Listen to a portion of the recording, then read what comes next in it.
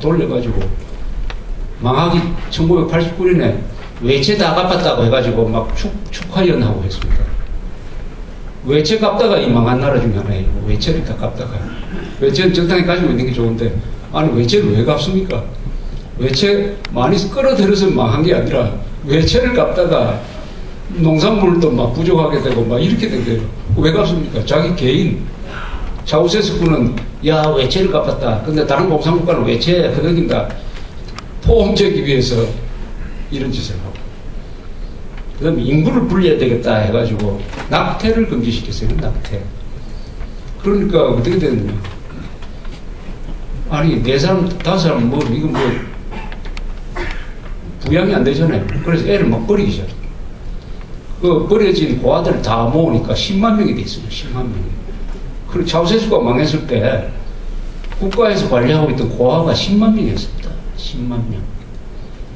그리고 그 중에 몇 사람은 또 공작원으로 만들고, 요런 참, 뭔가 동물농장식의 요런 짓을 했어요. 그래도 워낙 뭐 감시감독이 심하니까 뭐 시위가 일어나지도 않았어요. 그러다가 이제 86년을 맞아요. 86년이면은 이제 동공산국을 다 무너질 때죠. 헝가리, 폴란드는 곱게 넘어갔고, 동독에서는 막 시위가 일어나가 베를린 장벽 무너지고, 체코에서 시위가 일어나가지고 금방 또 무너지고 뭐 이렇게 하고 하는 그게 11월이에요. 12월 17일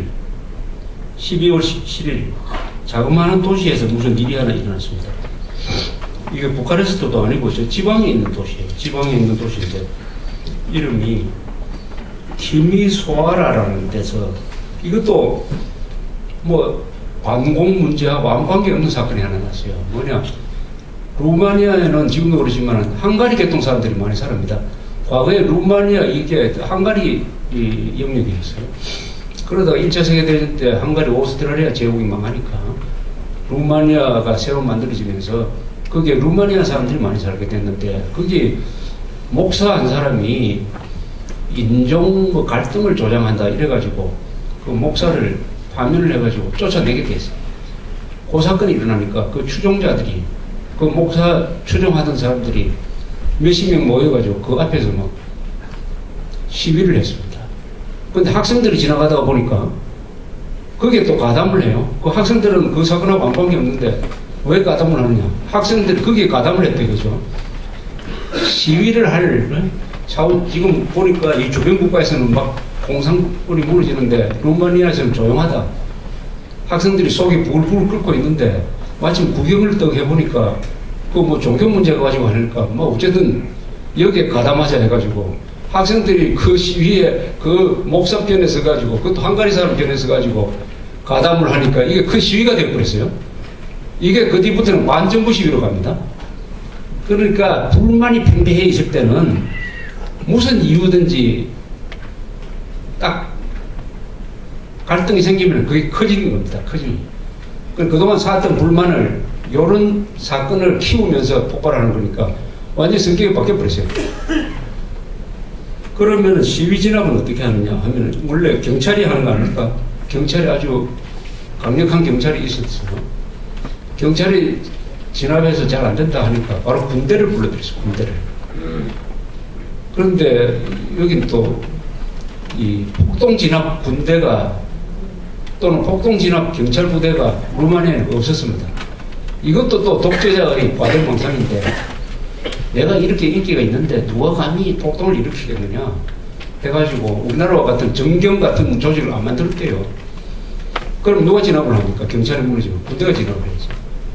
군대는 뭐 우리나라도 그렇지만 어느 나라든지 폭동 진압 기술이 없어요. 약합니다. 전쟁 기술이 있는 거지. 민간인 상대로 폭동 진압 하려면은 우리 정경처럼 얻어맞기도 하고 뭐 양보도 하고 막 이렇게 아주 유연하게 해야 되는 거 아니에요. 그런데 군인들을 딱 투입을 하니까 배웠던 대로 그냥 총을 쏘시켜가지고 한 60명이 죽었어요. 이러니까 이게 이제 시위가 되고 확대되니까 계엄령을 폈습니다. 계엄령을 펴도 학생들이 계속 시위를 한다. 그런데다가 주변에 공장지대인데 공장 노동자들이 가만 보니까 그 도시에서 시위를 하고 있는 그 노동자들이 출근을 안 하고 한 10만 명이 그 도시로 몰려와가지고 학생들한테 가담하면서 이 도시가 완전히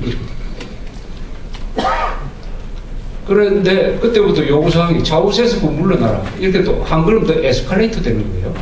그런 단순한 반정부 시위에서 시위와 김정일 물러가라 하는 건 요구를 하는 건 다르죠.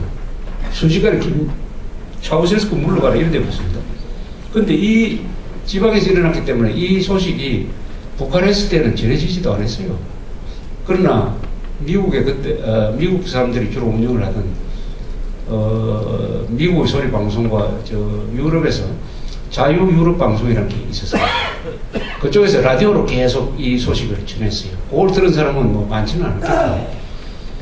이 기간에 차우세스쿠는 미리 예정되어 있었던 이란 방문을 했습니다. 2박 3일 동안 이란 방문하고 있는 사이에 더 악화가 되고 있어요. 특히 부인이 아주 극성 부인인데 이 사람한테 좀 맡겨놓고 갔더니 사태가 더 악화됐어요.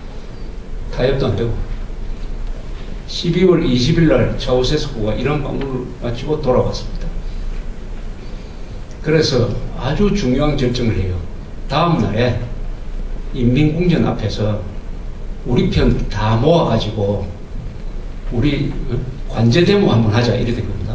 관제 데모. 왜 우리도 옛날에 그런 거 뭐 많이 했지 않습니까? 방공 걸기 대회 같은 거. 그래서 한 10만 명을 모았어요. 12월 21일 날 인민궁전 앞에. 주로 이 공장에서 노동자들이 강제동원했어요. 이 사람들은 왜 가는지도 모르는데 하여튼 갔어요. 상당 부분 아직도 무슨 소요 사태가 난 것도 몰라요. 와서 이제 차우세스쿠가 연설을 합니다. 그 연설하는 비디오가 지금 유튜브에 들어가 보면 나와 있어요. 이 사람이 이 현실과 동떨어져요. 이 독재자는 원래 현실과 동떨어져요. 동떨어지면서 자화자찬만 합니다. 지금 루마니아가 얼마나 잘 나가고 있고 자화자찬을 하니까 이 10만 명을 모아놓으면은 일단 10만 명이 어떤 생각을 가지고 있는지 거기에 맞춰서 연설을 해야지. 그 사람들을 모아놓고 아주 지루한 이야기 하면은 어떻게 됩니까? 여러분 많이 경험하셨죠? 그런 대중집회에 가가지고 연사가 지루한 이야기 하면은 참 신경질 안 납니까? 흥분하러 왔는데. 그러니까 웅성웅성합니다. 웅성웅성. 일부 시위대가 와가지고 거기서 야유를 하기 시작했어요. 연설하는 차우세스쿠를 향해서.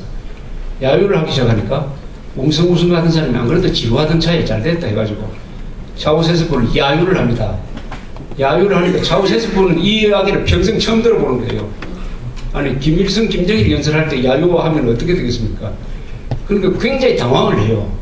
당황을 해가지고 말도 더듬고 조용하십시오 뭐 하는 이런 장면이 이게 전부 텔레비전에 중계됐어요. 루마니아 사람들 76%가 이걸 봤다고 그래요. 차우세스쿠가 당황하고 드디어는 연설 중단하고 들어가 버립니다. 이걸로 차우세스쿠의 권리가 끝나버려요. 이걸로 끝이 납니다. 그러니까 독재자, 전체주의적인 독재자는 끝날 때 보면은 아주 허무하게 끝납니다. 강한 것 같지만은, 그러니까 텔레비전 중계가 치명적인 실수를 한 거죠. 그러니까 이제는 지지데모 하러 왔던 사람이 이제 반정부 시위를 하기 시작했어요. 10만 명이 거기 모였던 사람이 이제는 반정부 시위를 합니다. 그래서 그날 밤에 군대가 동원돼가지고 막 총도 쏘고 하다가 일단 흩어졌는데 그 다음날 새벽이 되니까 또 주변 도시에 있던 노동자들이 부카레스트 시내로 몰려온다. 인민궁전에 그때까지 들어가 있던 차우세스쿠는 어떻게 할 거냐. 한 번 더 내가 연설을 하겠다고 합니다. 한 번 더 내가 한다고 했다. 근데 그때 또 이상한 사건이 하나 났어요. 국방장관이 자살을 했어요. 자살을 했는데 그렇게 보도를 하니까 소문은 어떻게 나왔느냐. 야, 차우세스쿠가 진압 거부한다고 국방장관을 죽였다. 이렇게 된 거예요. 죽였다. 그 뒤에 조사를 해보니까 사실은 자살